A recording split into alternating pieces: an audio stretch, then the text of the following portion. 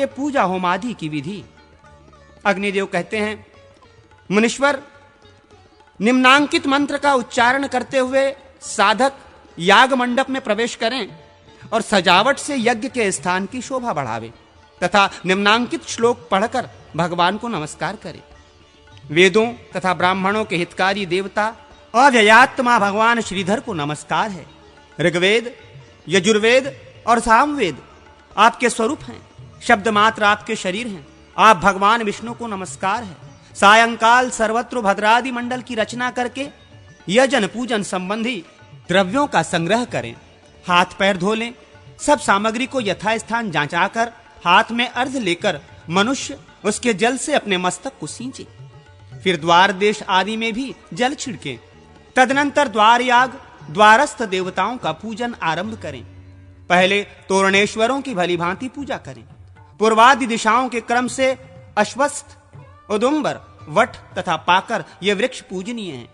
इनके सिवा पूर्व दिशा में ऋग्वेद इंद्र तथा शोभन की, दक्षिण में यजुर्वेद यम तथा सुभद्र की, पश्चिम में सामवेद वरुण तथा सुधन्वा की और उत्तर में अथर्ववेद सोम एवं सुहोत्र की अर्चना करें। तोरण फाटक के भीतर पताकाएं फहराई जाएं।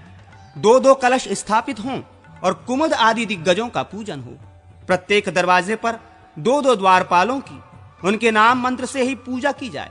पूर्व दिशा में पूर्ण और पुष्कर का, दक्षिण दिशा में आनंद और नंदन का, पश्चिम में वीरसेन और सुषेण का तथा उत्तर दिशा में संभव और प्रभव नामक द्वारपालों का पूजन करना चाहिए।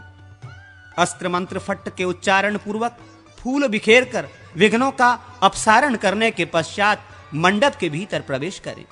भूत शुद्धि, न्यास और मुद्रा करके शिखा वशट के अंत में फट जोड़कर उसका जप करते हुए संपूर्ण दिशाओं में सरसों छीटें।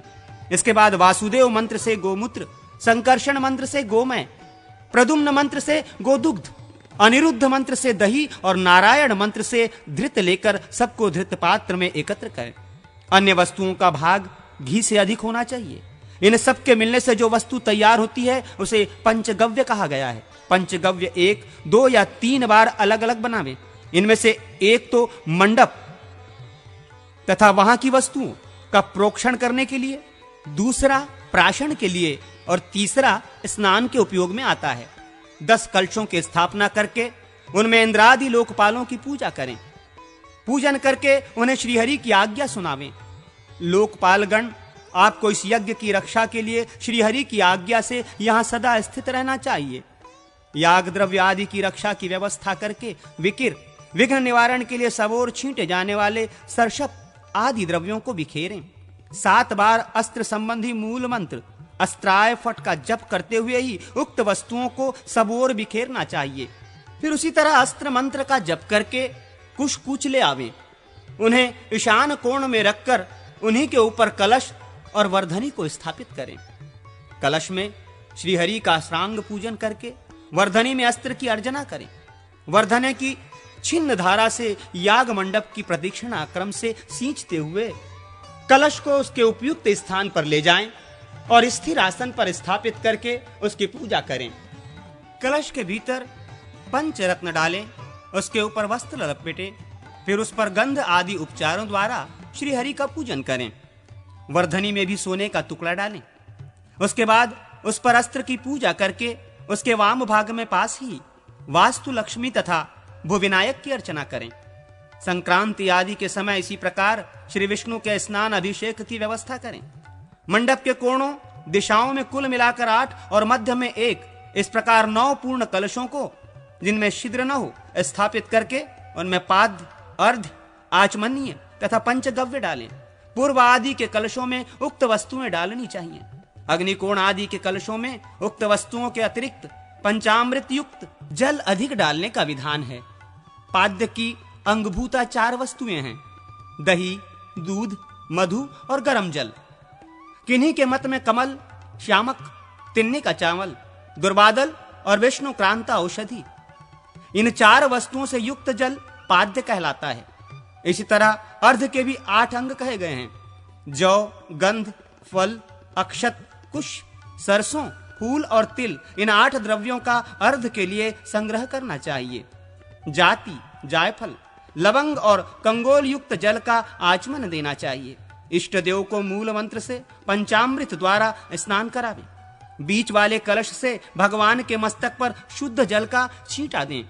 कलश से निकले हुए जल एवं कुचाग्र का स्पर्श करें।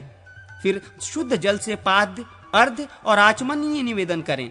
तत्पश्चात वस्त्र से भगवान के श्री विग्रह को पोंछकर वस्त्र धारण करावे और वस्त्र के सहित उन्हें मंडल में ले जाएं। वहां भली भांति पूजा करके प्राणायाम पूर्वक कुंड आदि में होम करें। हवन की विधि, दोनों हाथ धोकर कुंडन में या वेदी पर 3 पूर्वार्ध रेखाएं खींचें। ये रेखाएं दक्षिण की ओर से आरंभ करके क्रमशः उत्तर की ओर खींची जाएं। फिर इन्हीं के ऊपर 3 उत्तरार्ध रेखा खींचें। ये भी दाहिने से आरंभ करके क्रमशः बाएं खींची जाएं। तत्पश्चात अर्ध के जल से इन रेखाओं का प्रोक्षण करें और योनि मुद्रा दिखावें। अग्नि का आत्म रूप से चिंतन करके मनुष्य योनिक्त कुंड में उसकी स्थापना करें। इसके बाद दर्भ, श्रुक, श्रुवा आदि के साथ पात्रासादन करें। बाहुमात्र की परिधियां इंद्रवर्चन, प्रणीता पात्र, प्रोक्षणी पात्र, आज्य स्थाली, घी, 2-2 सेर चावल तथा अधोमुख रुक और सुवत्रा की जोड़ी। प्रणीता एवं प्रोक्षणी में पूर्वार्ध कुश रखें। प्रणीति का को जल से भरकर भगवान का ध्यान पूजन करके उसको अग्नि के पश्चिम अपने आगे आसादित द्रव्यों के मध्य में रखें। प्रोक्षणी को जल से भरकर पूजन के पश्चात दाहिने रखें। आग पर चरु को चढ़ाकर पकावें और अग्नि से दक्षिण दिशा में ब्रह्मा जी की स्थापना करें। कुंड या वेदी के चारों ओर पूर्वादि दिशा में कुश बहिर्ष बिछाकर परधियों को स्थापित कर दें। तदनंतर गर्भानादि संस्कार के द्वारा अग्नि का वैश्वीकरण करें। गर्भाधान, पुंसवन, सीमांतोन्नयन, जाति कर्म, नामकरण आदि समावर्तनांत संस्कार करके प्रत्येक कर्म के लिए 8-8 आहुतियां दें तथा श्रुवायुक्त श्रुक के द्वारा पूर्णाहुति प्रदान करें। कुंड के भीतर ऋतुस्वाता लक्ष्मी का ध्यान करके हवन करें।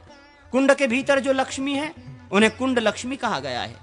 वे ही त्रिगुणात्मिकता प्रकृति हैं। वे संपूर्ण भूतों की तथा विद्या एवं मंत्र समुदाय की योनि है। परमात्म स्वरूप अग्निदेव मोक्ष के कारण एवं मुक्तिदाता है। पूर्व दिशा की ओर कुंड लक्ष्मी का सिर है। ईशान और अग्निकोण की ओर उसकी भुजाएं हैं। वायव्य नैमित्त कोण में जंघाएं हैं। उदर को कुंड कहा है तथा योनि के स्थान में कुंड योनि का विधान है। सत्व, रज और तम ये 3 गुण ही 3 मेखलाएं हैं। इस प्रकार ध्यान करके प्रणव मंत्र से मुष्टि मुद्रा द्वारा 15 समिधाओं का होम करें। फिर वायु से लेकर अग्निकोण तक आधार नामक 2 आहुतियां दें। इसी तरह आग्नेय से ईशानता तक आज्य भाग नामक आहुतियों का हवन करें। आज्य स्थाली में से उत्तर, दक्षिण और मध्य भाग से धृत लेकर द्वादशांत तक अर्थात मूल को 12 बार जप कर अग्नि में भी उन्हीं दिशाओं में उनकी आहुति दें और वहीं उनका त्याग करें। इसके बाद भू स्वाहा इत्यादि रूप से आहुति होम करें। कमल के मध्य भाग में संस्कार संपन्न अग्निदेव का विष्णु रूप में ध्यान करें। वे 7 जिह्वाओं से युक्त हैं। करोड़ों सूर्यों के समान उनकी प्रभा है। चंद्रोपोपम मुख है और सूर्य सदृश दैवीप्यमान नेत्र हैं। इस तरह ध्यान करके उनके लिए 108 आहुतियां दें अथवा मूल मंत्र से उनकी आधी एवं 8 आहुतियां दें। अंगों के लिए भी 10-10 आहुतियां दें। पवित्राधि वासन विधि। अग्निदेव कहते हैं, मुनीश्वर, संपात आहुति से पवित्राओं का सेचन करके उनका अधिवासन करना चाहिए। नृसिंह मंत्र का जप करके उन्हें अभिमंत्रित करें और अस्त्र मंत्र अस्त्राय फट से उन्हें सुरक्षित रखें। पवित्रताओं में वस्त्र लपेटे हुए ही उन्हें पात्र में रखकर अभिमंत्रित करना चाहिए। विल्व आदि के संपर्क से युक्त जल द्वारा मंत्रोच्चारण पूर्वक उन सब का 1 या 2 बार प्रोक्षण करना चाहिए। गुरु को चाहिए कि कुंभ पात्र में पवित्रताओं को रखकर उनकी रक्षा के उपदेश से उस पात्र से पूर्व दिशा में संकर्षण मंत्र द्वारा दंत काष्ठ और आंवला, दक्षिण दिशा में प्रद्युम्न मंत्र द्वारा भस्म और तिल, पश्चिम दिशा में अनिरुद्ध मंत्र द्वारा गोबर और मिट्टी तथा उत्तर दिशा में नारायण मंत्र द्वारा कुशोदक डालें। तदनंतर अग्निकोण में हृदय मंत्र से कुमकुम तथा रोचना, ईशान कोण में शिरोमंत्र द्वारा धूप, नैऋत्य कोण में शिखा मंत्र द्वारा दिव्य मूल पुष्प तथा वायव्य कोण में कवच मंत्र द्वारा चंदन, जल, अक्षत, दही और दुर्वा के दोने में रखकर छींटें। मंडप को त्रिसूत्र से आवेशिष्ट करके पुनः सब ओर सरसों बिखेरें। देवताओं के जिस क्रम से पूजा की गई हो उसी क्रम से उनके लिए अपने अपने नाम मंत्रों से गंध पवित्रक देना चाहिए। द्वारपाल आदि को नाम मंत्रों से ही गंधप पवित्रक अर्पित करें। इसी क्रम से कुंभ में भगवान विष्णु को संबोधित करके पवित्रक दें।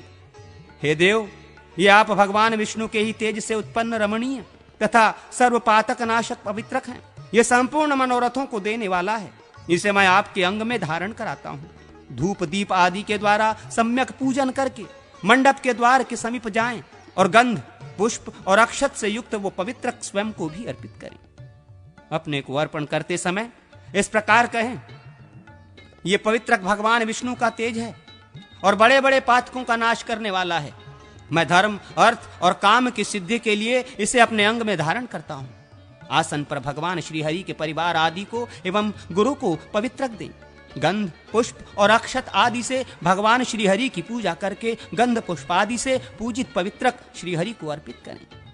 उस समय विष्णु तेजो भवम इत्यादि मूल मंत्र का उच्चारण करें। तदनंतर अग्नि में अधिष्ठाता रूप से स्थित भगवान विष्णु को पवित्रक अर्पित करके उन परमेश्वर से यूं प्रार्थना करें, केशव, आपका श्री विग्रह क्षीरसागर में महानाग अनंत की शैया पर शयन करने वाला है। मैं प्रातः काल आपकी पूजा करूंगा, आप मेरे समीप पधारिए। इसके बाद इंद्र आदि दिक्पालों को बलि अर्पित करके श्री विष्णु पार्षदों को भी बलि भेंट करें। इसके बाद भगवान के सम्मुख युगल वस्त्र भूषित तथा रोचना, कपूर, केसर और गंध आदि के जल से पूरित कलश को गंध पुष्प आदि से विभूषित करके मूल मंत्र से उसकी पूजा करें।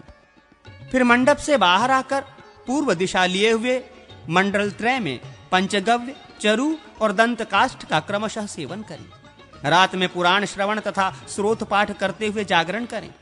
पर प्रेषक, बालकों, स्त्रियों और भोगी जनों के उपयोग में आने वाले गंध पवित्रक को छोड़कर शेष का तत्काल अधिवासन करें।